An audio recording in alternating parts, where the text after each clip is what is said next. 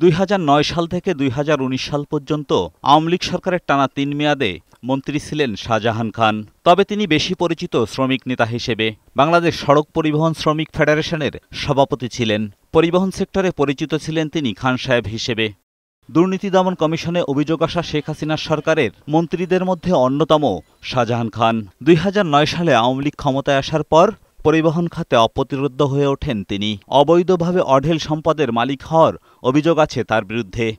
দুদকে আসা অভিযোগ থেকে জানা যায়, শ্রমিক আইনের ব্যত্যয় ঘটিয়ে 2020 সালের সেপ্টেম্বরে একটি নির্দেশনা জারি করে বাংলাদেশ সড়ক পরিবহন শ্রমিক ফেডারেশনের সভাপতি ও সাধারণ সম্পাদক।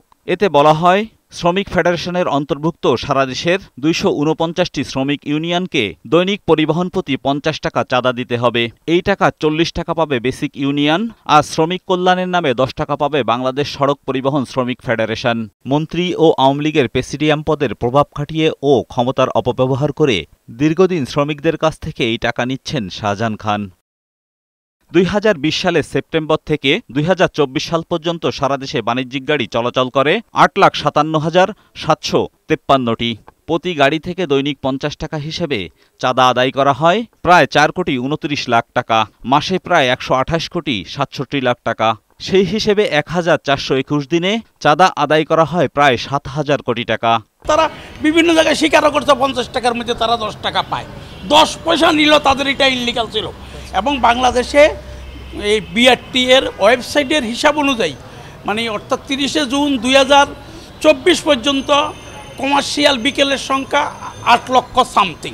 আমি এটার উপর হিসাবটা করছি, আপনার 6,094 কোটি সামথিং টাকা তারা এই 1421 দিনে এদেশের জনগণ থেকে হাতিয়ে নিয়েছে। নির্বাচনী হলফনামার তথ্য অনুযায়ী 2008 সালে শাহজাহান খানের বার্ষিক আয় ছিল 6,85,000 টাকা, যা 2024 সালে হয়েছে 2,21 লাখ টাকা। এ সময় তার আয় বেড়েছে প্রায় 32 গুণ। নির্বাচনের আগে বিভিন্ন রাজনৈতিক নেতৃবৃন্দ তাদের সদস্যদের যে